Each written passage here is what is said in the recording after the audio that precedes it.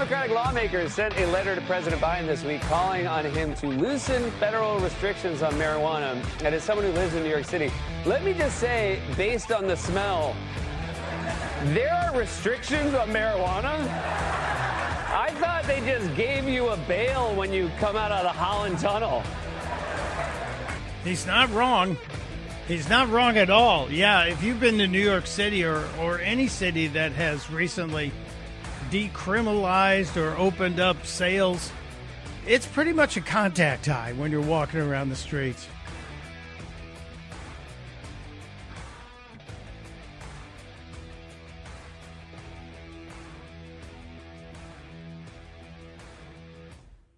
It is the Chris Plant Show. Mike Opelka sitting in for my friend Chris Plant on this Friday after Thanksgiving, a.k.a. Black Friday. To some of my friends, it's Johnny Walker Black Friday. I'm just saying they're enjoying it. I know the left side of the mainstream media is spending most of its time today focused on two stories that I consider to be filler stories. The first one is this recall of Costco eggs. It's 20 stores. It's not like the entire Costco chain. It's 20 stores in 5 states in the South. Yes, I get it. When the eggs have salmonella in them, or it's not Listeria or not E. coli, it's salmonella. When the eggs are associated with a salmonella outbreak, it's important, but it's 20 stores. Kind of a sidebar. However, when you have the report from the nominee for the Secretary of Defense saying a police officer stopped at our home where our 7 children were sleeping and notified my wife and I that they had received a credible pipe bomb threat targeting me and my family. We are all safe and the threat has been cleared away. We want to thank law enforcement for their professionalism and bravery. I will not be bullied or intimidated. Never. President Trump has called on me to serve, and that's what I intend to do. Pete Hegseth reporting on a credible threat, and he is not the only one. There's a handful of other members of the list of those who have been called upon by Donald Trump to be a part of his administration that have received threats and or doxing, which doxing, if you don't know what it is, it's a nasty thing. It's when people post your address on social media and then write disparaging things about you and write a tagline along the lines of, you know what to do. I know about this. It happened to be just over 7 years ago. And it's not fun. And it's not easy to deal with because the laws around doxing don't really have any significant penalties to them. The laws around threatening to bomb someone's home, yes, those are pretty strong. But doxing and the other one, swatting. And if you don't know what swatting is, it too is pretty nasty and awful. Swatting is when you move to do something to trigger the police SWAT team to go to someone's house. You create a false 911 call claiming that there is a hostage situation inside or somebody's got a gun inside. And the cops don't know it's fake in many occasions. And so there are members of the transition team, members who have been named to be possibly appointed to the cabinet, to possibly be part of the inside team at the White House, who have received these threats, doxed and in some cases swatted. And it's just not good. And how does that even happen? I'll tell you how it happens. It happens when the mainstream media does not do its job, when it starts spewing hate and lies. And we've seen it go on and on and on and on and on. We've seen it forever and ever and ever. We saw it with the people who recently went down to Mar-a-Lago to beg forgiveness and to make sure, I'm sure they don't think they were begging forgiveness. Joe and Mika thought they were just, rekindling an old friendship.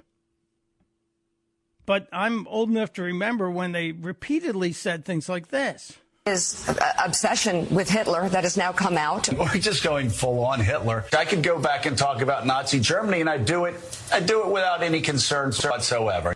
Yeah, so that's been going on for years. And it happened on CNN, too. So it shouldn't be a surprise when some of their viewers, fans, etc., might suddenly lose it. We've seen many of them lose it. We've seen many of them who just, they can't understand it. There are crazy liberals out there who still haven't come to grips with this election. And it's not just that they're threatening violence. It's they're making crazy, stupid assumptions about the people that voted for Donald Trump. Let me just give you one random example. This is a woman, appears to be probably in her 30s. By all accounts, looks to be somebody who could walk into and meet in a bank or any financial institution, any office building. Looks like somebody who would be a professional worker. Appears to be intelligent. And then she opens her mouth. MAGA women who voted for Trump, they did so because they have no way of taking care of themselves and they have to rely on a man. So when they see women who are financially independent, I think there's like a little bit of jealousy there, and they want us to feel the same imprisonment that they feel because they have to rely on a man. I said what I said. I say it with my chest. Bye. Now, the weirdest part of that, aside from the craziness of her statement, because if you've watched Donald Trump and seen the appointments that he has made, and you look at the list of powerful women who he has tapped to be a part of his administration, Pam Bondi comes to mind immediately. Not exactly a weak woman, someone who's made it on her own. Mrs. McMahon is Mrs. McMahon, but she was the CEO of the WWE, WWF at one point. Now she is the person who came out of running the Small Business Administration, should return to the Trump administration.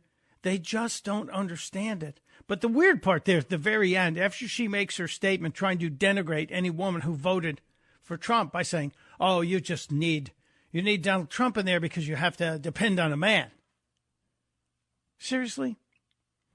But what does this mean at the end? I don't fully understand this. Because they have to rely on a man. Okay. I said what I said. I say it with my chest. Bye. I said what I said. I say it with my chest. And then she thumps her chest twice and says bye. Is there some sort of code?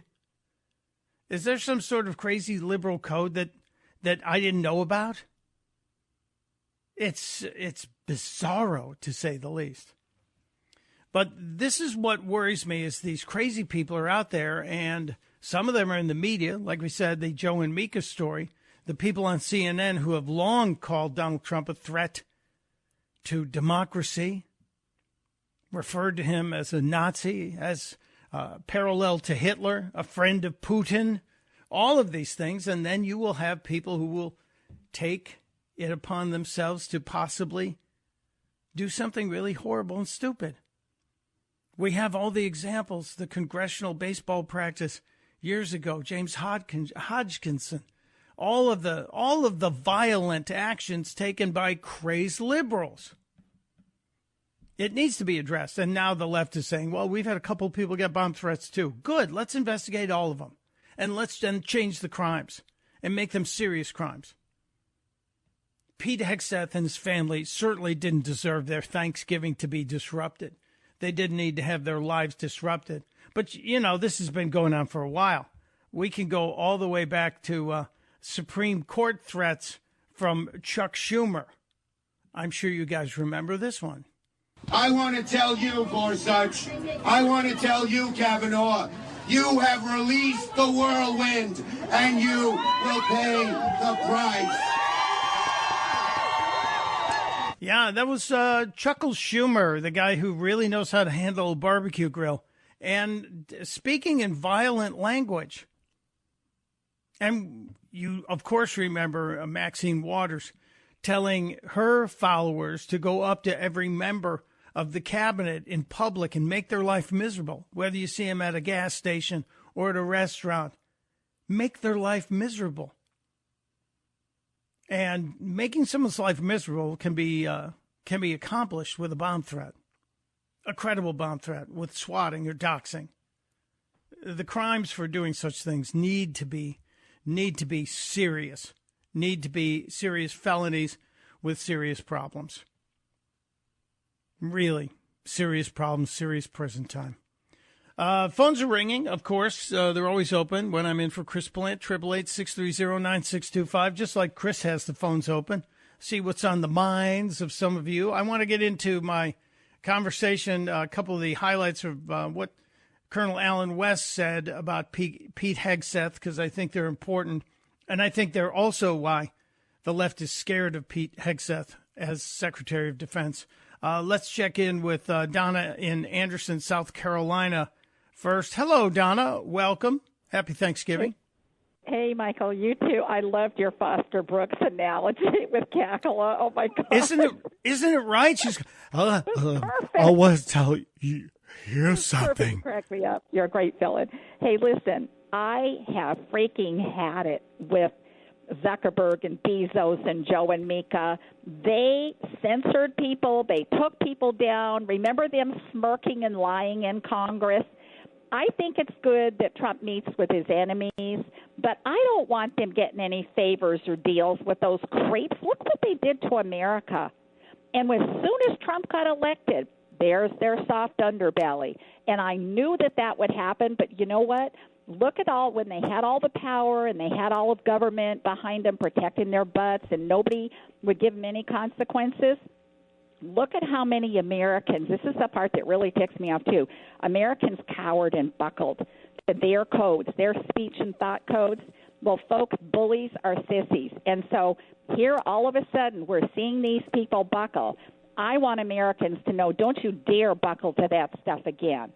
Look at them. They're actually sissies, and I don't want them to have special deals or favors or access. I don't like him going to Mar-a-Lago on Thanksgiving Day. I get it, Trump. I think he should understand where they're coming from. But those guys were willing to take down America and our freedoms, and I don't want them getting any favors. Just recognize that they're a bunch of sissies, and they're kissing butt just to get whatever favors they can get for whoever's in power. I'm done with them. I won't do business with any of them. I love your plain-spoken opinions here, Donna. I will tell you one thing. What is the one trait in a relationship that Donald Trump appears to value over all others? Loyalty. Yeah. And Mr. Trump has a long memory, and I guarantee you he remembers who did what to him in the last 8 or 10 years. You got it. Yep. He is the guy who understands that revenge is a dish served cold when it's served and best. Also, remember how they were trying to say that he was going to retaliate? I want people to have this in their head. It is not retaliation. It's called consequences. Well, and yeah. Don't buckle to this ever again. This is the other thing that I want to see coming back, aside from consequences, and I think he's doing this, Donald Trump, is doing this with Elon Musk and Vivek, accountability. And accountability needs to return to government. If we get accountability back, we get consequences. If we get consequences, we get results. If we get results, we get normal. And that's where I think this is going. So excellent job. Thanks for your analysis. I appreciate it. I have to take a break. I know I've talked myself into this end of the block here. You're welcome to join us, 888-630-9625. We'll talk more about the press credentials in the White House for podcasters and Alan West on Pete Hegseth, what it means to him. It's Mike Opelka in for Chris Plant on The Chris Plant Show. Chris here with a list of things that none of us should trust. The Washington Post, the New York Times, anything on CNN. Here's a list of things that I do trust. The Washington Times. Support real journalism for just $1 a week at WashingtonTimes.com/Chris. It is the Chris Plant Show.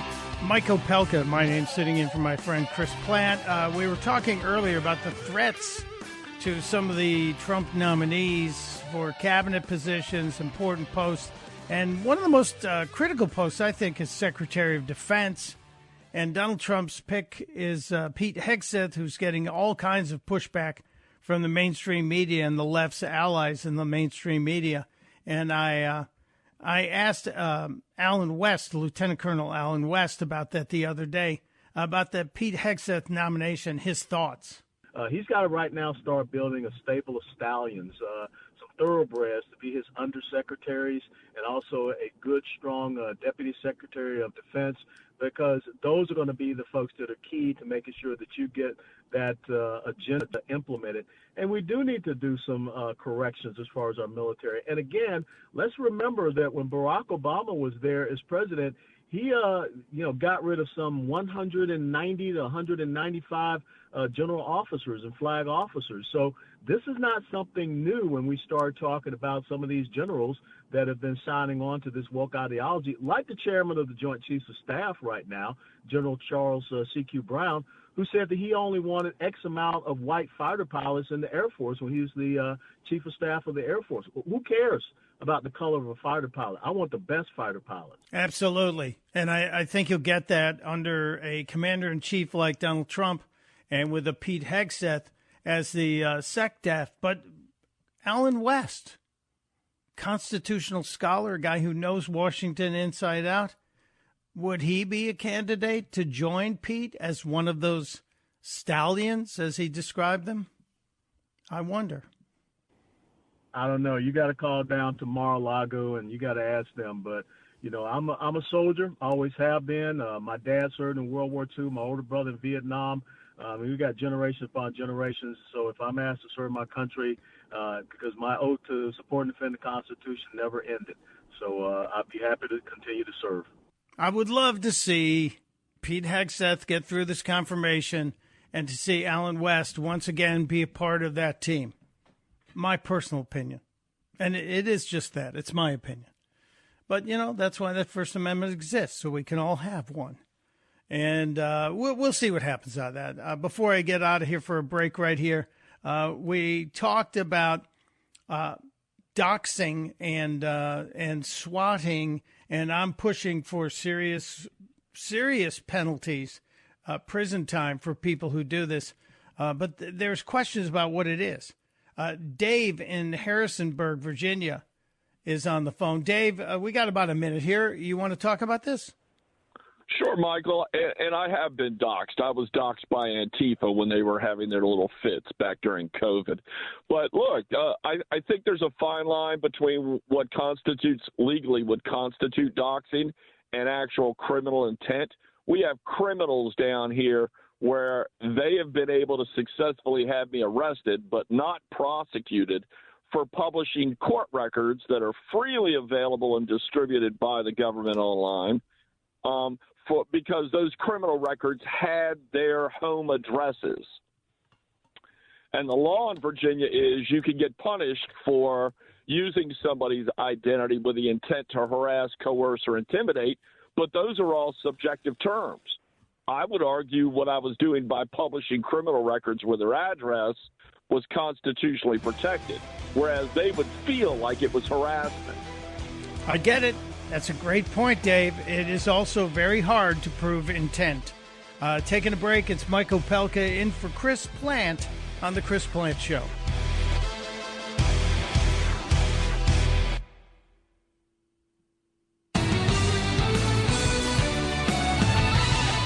Welcome back to The Chris Plant Show on Black Friday. Mike Opelka, that's me, sitting in for Chris Plant. Happy to be here, thrilled to be here. So much to get to today.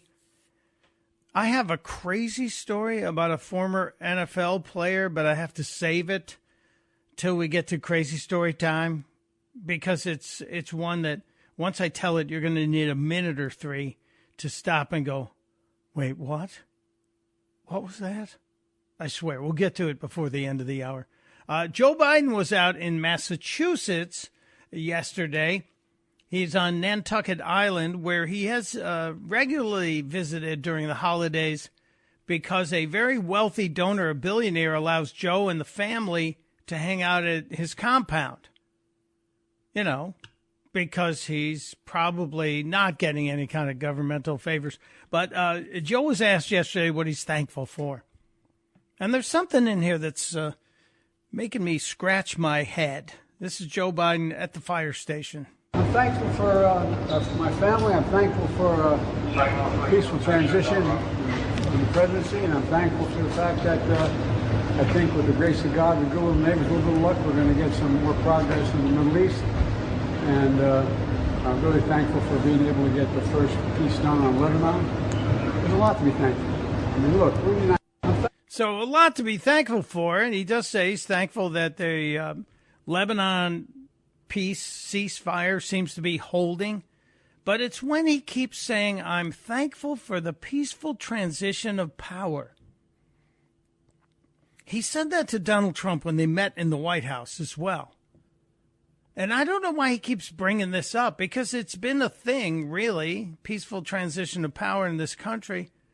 On Inauguration Day, one guy leaves, another guy comes in if there's a change. Been doing it for almost 250 years. But there's just something there, and I'm not sure what yet. And I'm not sure if I'm planting the seeds of a conspiracy theory. But it's just one of those things that has me troubled. Why does he keep saying it?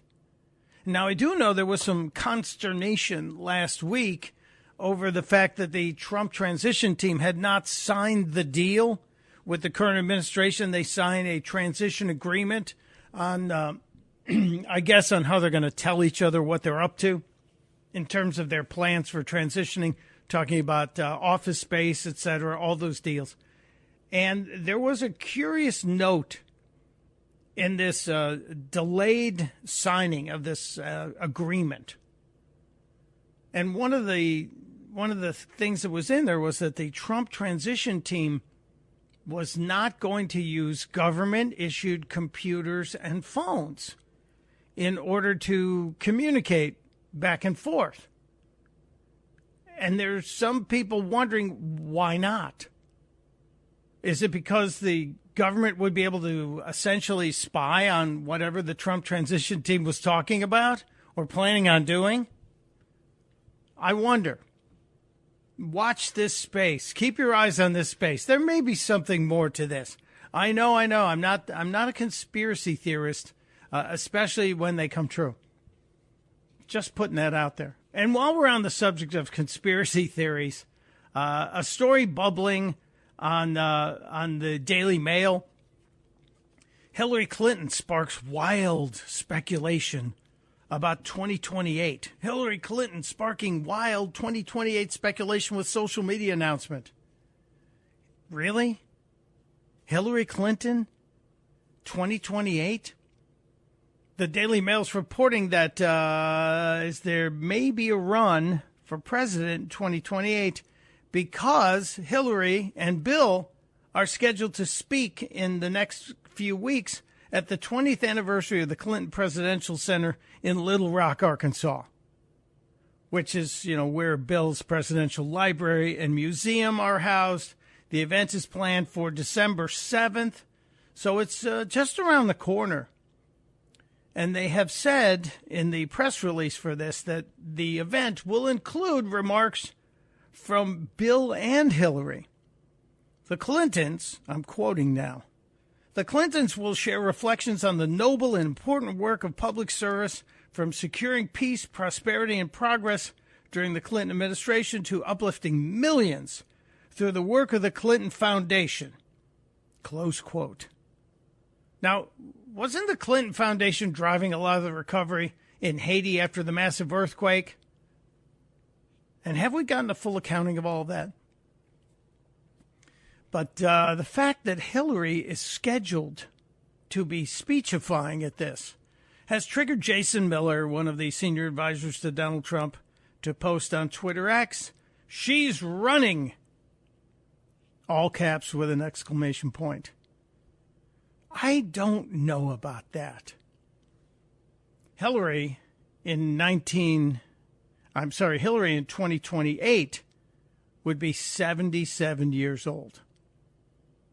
Donald Trump is 78 years old. Joe Biden, 82 now. It's not beyond the realm of probability. It's not beyond the realm of possibility.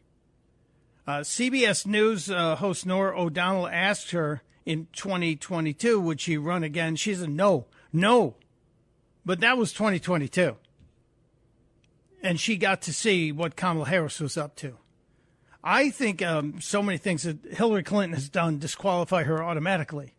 One such thing is how Hillary Clinton views social media and people who may or may not post things that are different to her way of thinking. Do you remember when she was on with Rachel Maddow? She said this. And boosting Trump back in 2016. But I also think there are Americans who are engaged in this kind of propaganda. And whether they should be civilly or even in some cases criminally charged is something that would be a better deterrence because. Yeah, a better deterrent if the government could criminally charge people for saying things on social media that they didn't like. For me, that's an automatic disqualification of Hillary Clinton forever and ever and ever. All right, I see the phones are lighting up. Let's go to the phones. Donna is in Frederick, Maryland. Hey, Donna, happy Thanksgiving to you and yours. Hi, same to you. We had a really good dinner. Everything turned out perfect, and I'm so glad because I did the cooking. But and I'm not being modest about it either. I usually struggle, so it was nice not to.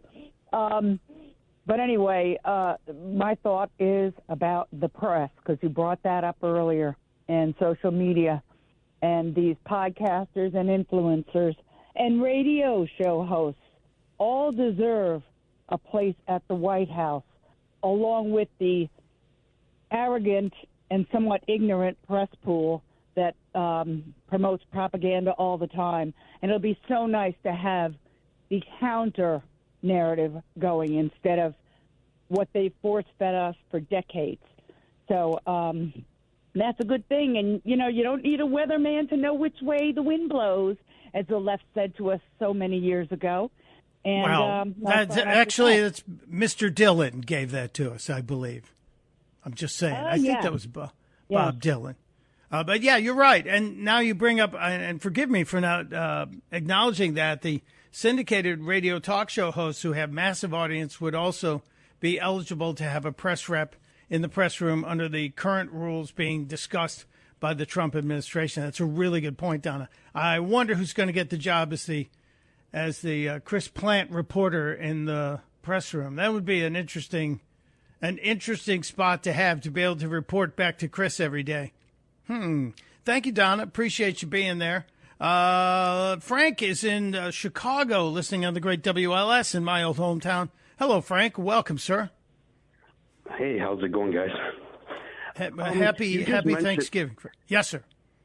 I guess we call it Happy Holidays now after Thanksgiving? No, I say Happy Thanksgiving, and I'll say Merry Christmas and Happy Hanukkah when that gets here. But, you know, people get to do whatever they want to do.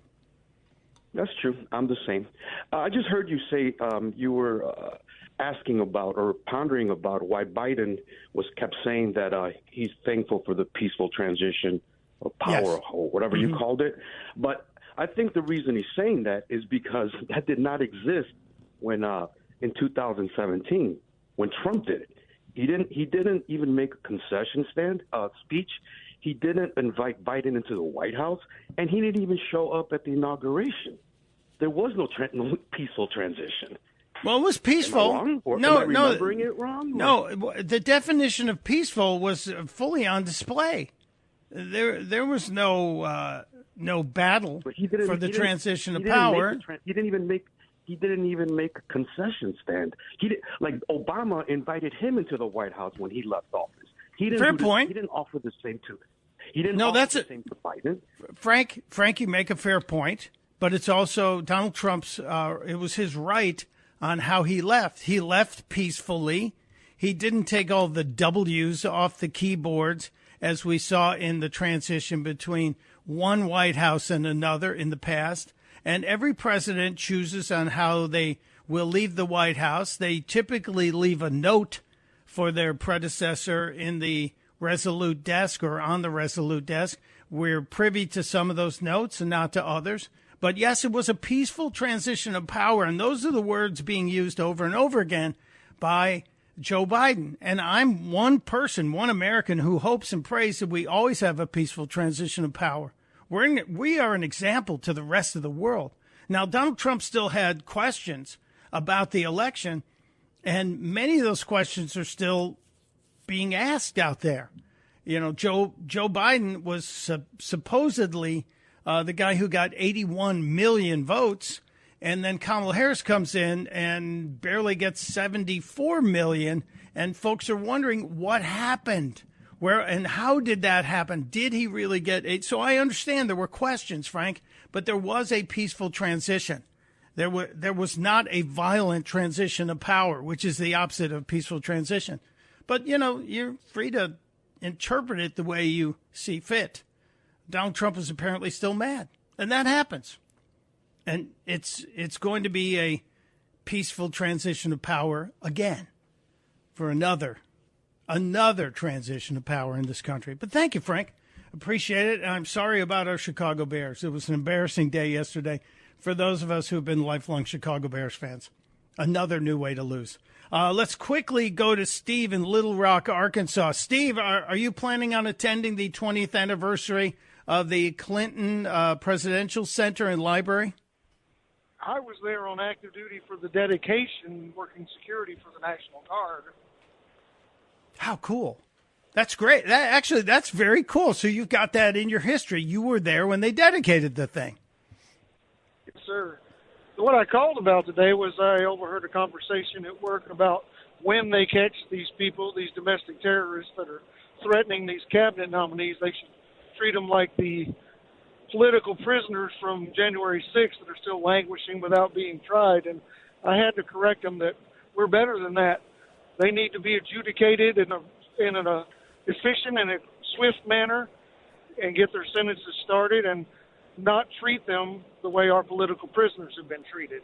Wanted to see what your take on that was. No, I think you're right, Steve. And one of the things that I always stress when everybody's talking about the difference between administrations is that the most important thing the Trump team can do and Mr. Trump can do, and I think he's doing that, is to take the high road and to make sure you dot every I and cross every T. But in the case of these situations, if these people making the threats aren't caught until Donald Trump is president again, when they are caught, and I believe they will be, those cases need to be adjudicated quickly and thoroughly and not languish the way we've seen these other cases of people who are being held with some are credible charges. We know that, but many are not for the people who were participants on January 6th of 2017. But thank you for that. And number one, thank you for your service, Steve. I hope you get invited to the 20th anniversary. That would be a pretty cool thing to have in your resume. Appreciate you, sir. Thank you so much. I have to get to some of the crazy stories of the day. There is a real crazy story about a former NFL player. I teased it a little bit ago. I'll share it with you. I just have to find the right words to explain it without getting yelled at by the boss. And Donald Trump's relative, Mary Trump, she's back and she's angry. She's really angry. And I think she might have some serious Trump derangement syndrome. We'll share some of her thoughts and the moment that triggered her TDS outbreak just around the corner. It's Mike Opelka in for Chris Plant on The Chris Plant Show.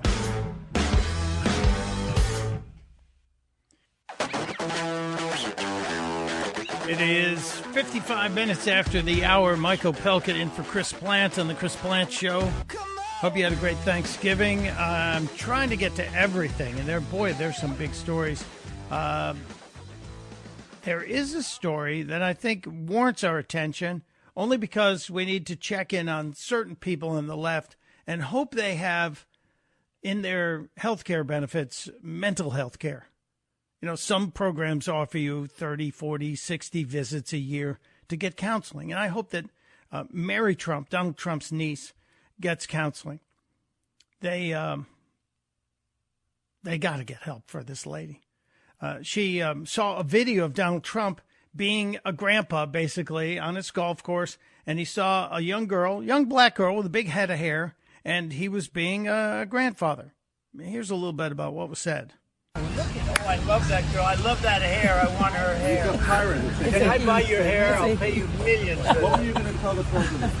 So the dad's with his daughter, and Trump's being a grandpa. Go, oh, I love your hair. I'll buy your hair. I'll pay you millions for it. It's a goofy grandpa thing, right? And the kid walks up and takes a picture. Donald's comments about buying this young black girl's hair can be interpreted in all sorts of ways.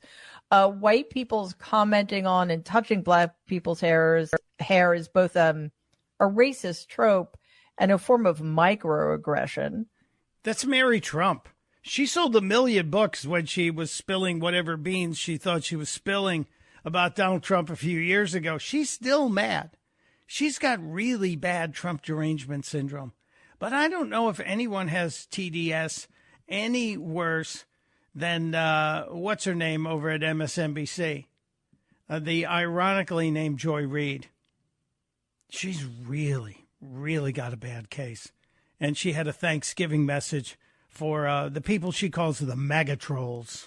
But if you expect the 73 million who voted for the prosecutor, not the felon, and particularly the 92% of black women who voted for Kamala to give you a cookie for your vote, a trophy, a hug, a high five, you might be asking too much. If we want to eat with you, we will. But if we just want some peace over the holidays and we don't want to put up with your trolling while we eat our tofurkey, get over it. Stop acting like we owe you. And for God's sakes, stop whining. It's embarrassing. Now, I think she's giving advice to herself. Stop acting like we owe you and stop whining. It's embarrassing.